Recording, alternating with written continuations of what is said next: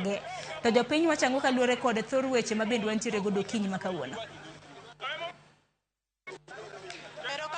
Sharon, achiel kachiel kwa woke kar dak ma Awasi kama bende an kod jopiny kaendi mondo mi wakau pachgi ginyiswa ni to gin to koteno kod thor wach ma wan go e studio kinyi makawuono mar chal mar piny Kenya e chenro mar mbakoro. Mang'o ma ginyalo wacho kaka jodak ma Awasi kata jopiny ma Awasi gin ka ging'iyo kaka weche timore gigo mopogore opogore. Sani wayudo ka weche mag oula kelo midhiero e gwenge mopogore opogore pacho ka koteno kod koth ma bende medo burore pacho kaendi. We wadhi achiel kachiel irgi mondo ginyiswa ni to gin to pachgi chalo nade koteno kod chal mar piny Kenya.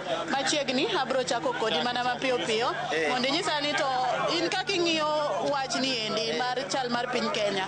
Pachi chalo nade king'iyo kaka Kenya ringo. Wayudo ka sani koth chwe, oula okwako piny kelo ne ji midhiero mopogore opogore kod weche mopogore opogore bende medo dhi pacho kae. Inyalo wacho ang'owa chake king'iyo kamera kacha kanyalo makni kanyalo wuoyo kaneno kaka sani piny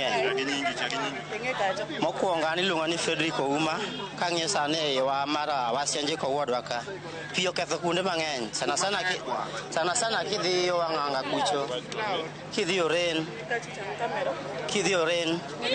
ang'iyo kamera pi oketho kuonde mang'eny. Koro maduong' ne wanyasa kwayo sirkal mondo ng'i kaka nyalo konyowa. Pero kamana nyalo wacho ang'o e wach mar chal mar Kenya mana mapiyo? An iluonga ni Victor Ochieng Awasi to Awasi karach mang'eny. Olalo yore madhi katito rach mang'eny pi hinyowa ok wawinj maber iwinjo. Koro mi kaka unyalo konyowa wahinyore kabisa. Mokwongo an ahinyora e Kenya kae iwinjo wa jo boda ndara rach.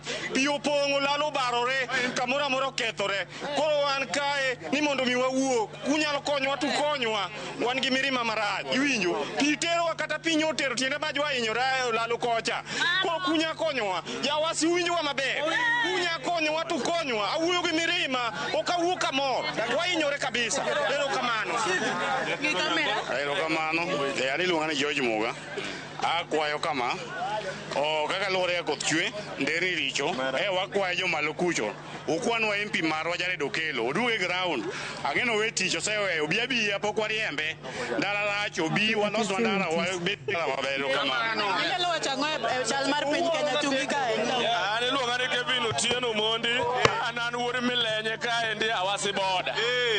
Wahinyore kaka wahinyore wan gi gavana man watero man Profesa Anyang' Nyong'o. Kamano. Wan gi mbunge marwa Monyango Koyo bende nitiere kacha. MCA marwa bende nitie miluongo ni Abil Nyasuna.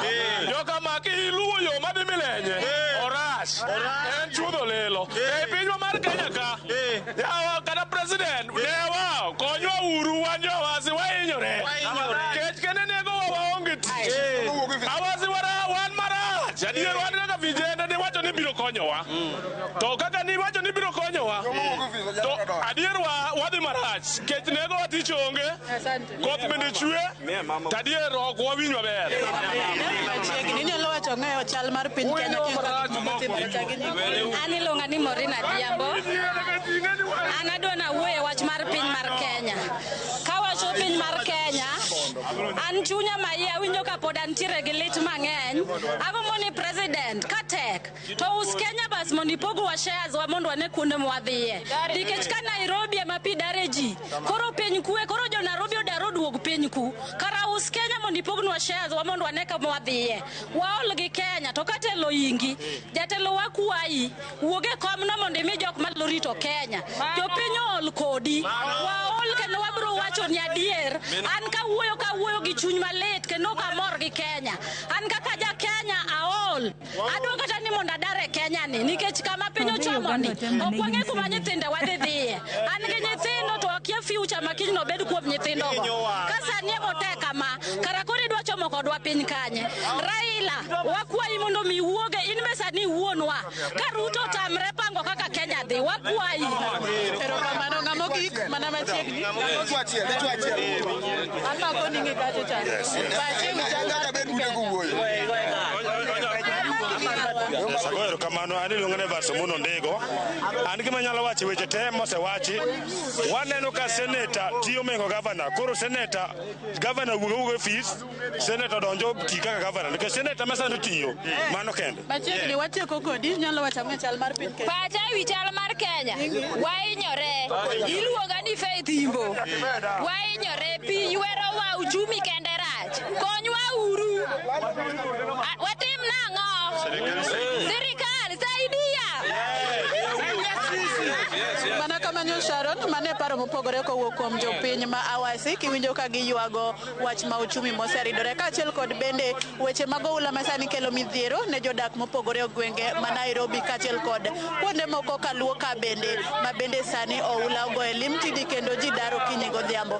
Ka ok opogore gi mano, magi moko kuom weche mabende omedo kelo wagi kaendi wadaringo wadhi wang'e ni tudo chieng' malaria ma kawuono dhi bedo nade kama bende wageno bed godo jatend migao mar weche thieth mano Nakumicha bende dabiro kanyo. Ka kamano taduoko ni studio mondo idhi nyime kod thor wach ma wan godo koso kod chal mar piny Kenya. Sharon an komi. Erokamano ahinya Millicent, wawinjo yo makare, wawinjo jopiny kako twak kaluwore kod chal mar piny Kenya e kidienje mopogore opogore. Erokamano ahinya gonyi mano mar mondo mi idhi Awasi ang'e ni odiochieng' ma kawuono bende jatend migao mochung' ne weche mag thieth Susan Nakumicha biro bedo ka nitiere e romo mano mar